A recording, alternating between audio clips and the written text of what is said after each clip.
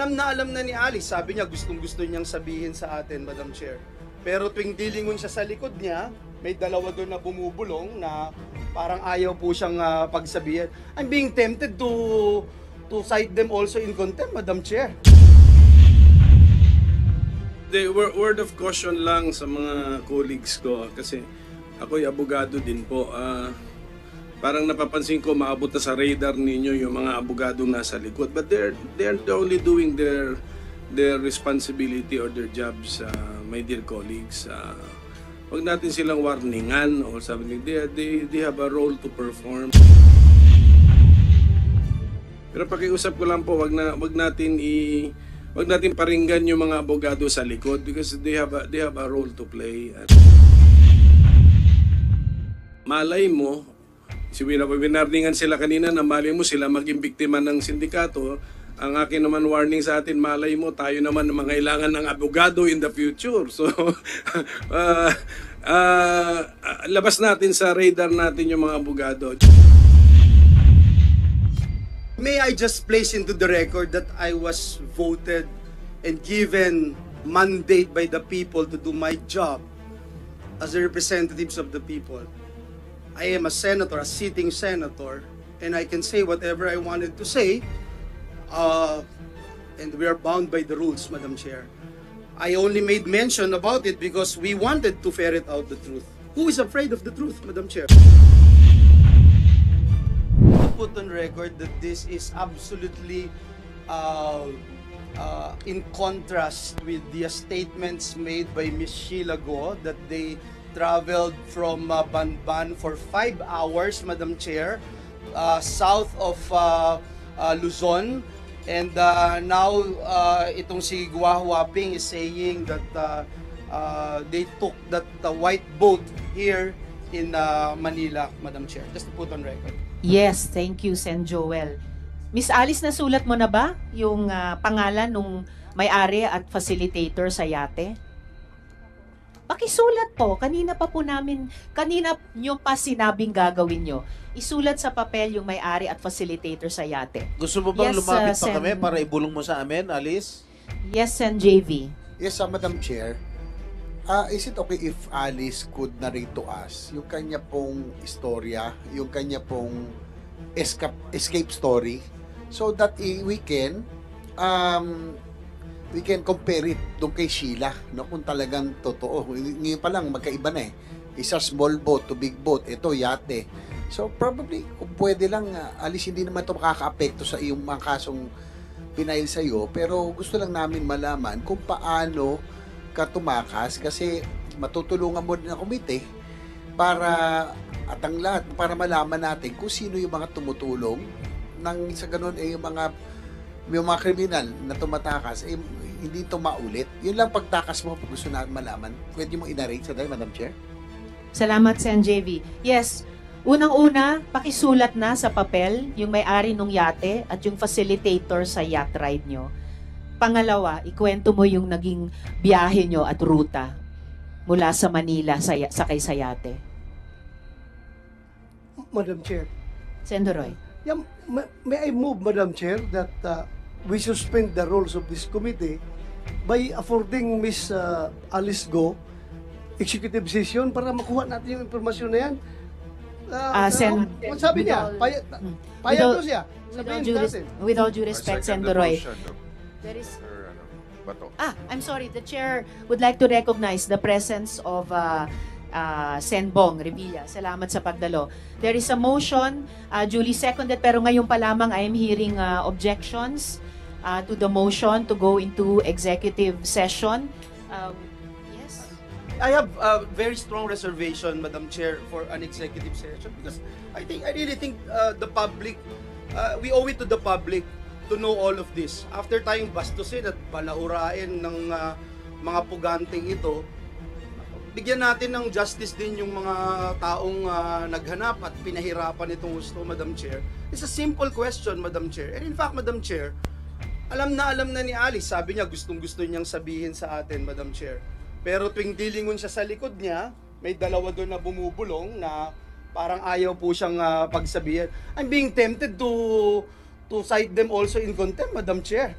After all, one of them is also a resource person. Sen. Madam Joel. Chair. But in any Madam case, Chair. yes, before Sen. Doroy again, there was a motion, duly seconded. May strong reservation, may objection. The chair will call for...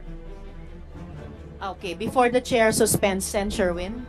Madam Chairperson, with all due respect to Senator Bato, si Sheila ho, nung pumunta ho dito, malaya siya nagkwento kung ano yung pinagdaanan nila. Hindi naman ho siya humingi ng executive session. So, hindi ko ho nakikita kung bakit po si Go Huaping humingi ng executive session. Hindi rin naman niya masabi kung ano po yung banta sa kanyang buhay. Kung may banta ho sa kanyang buhay, bakit ho si Sheila Go wala akong banta sa kanyang buhay? So, kaya hindi po ako sumasang-ayon na magkaroon ng executive session dahil ito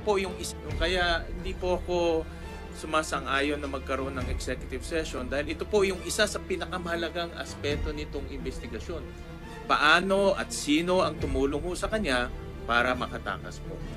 Madam Chair. Salamat, Sen. Sherwin. I am inclined- Sen. Doroy and then the minority leader. I am inclined to withdraw my motion, but before that, I would like to explain my position on this matter. Madam Chair, alam ko yung nararamdaman ng aking mga colleagues. That's why I'm inclined to withdraw my motion. Pero ang sa akin lang, andito na si Sheila Go. Kung sige tayo insist na he has to divulge that information openly, in open hearing, hindi talaga siya, magmamatigas siya. Whereas kung executive session tayo, ibibigay niya for our own consumption, at least may ma-extract tayo information at magagamit natin somehow, Madam Chair. Yun lang ang akin, parang pinulis na pag-iisip. Sayang din yung impormasyon na yun pag hindi natin makuha. Magmamatigas yan, wala tayong magawa. Hindi ba natin yan pwedeng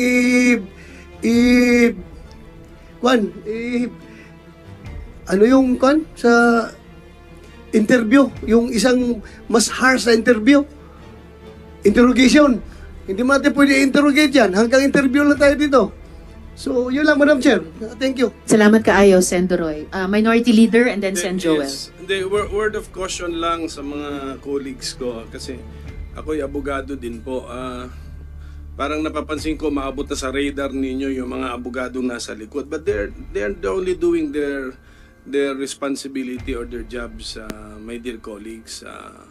Wag natin silang warningan or something. They have a role to perform. Ang pakiusap ko lang sa mga kasama ko sa profession, we competently just do our duty. If your client has a right, you let her invoke it, explain to her how to invoke it properly, connect it to the matter at hand, and then you trust us then if we will agree with the reasoning or not. Pero pakiusap ko lang po, wag natin paringgan yung mga abogado sa likod because they have a role to play, and malay mo, winarningan sila kanina na malay mo sila maging biktima ng sindikato. Ang akin naman warning sa atin, malay mo tayo naman na mangailangan ng abogado in the future. So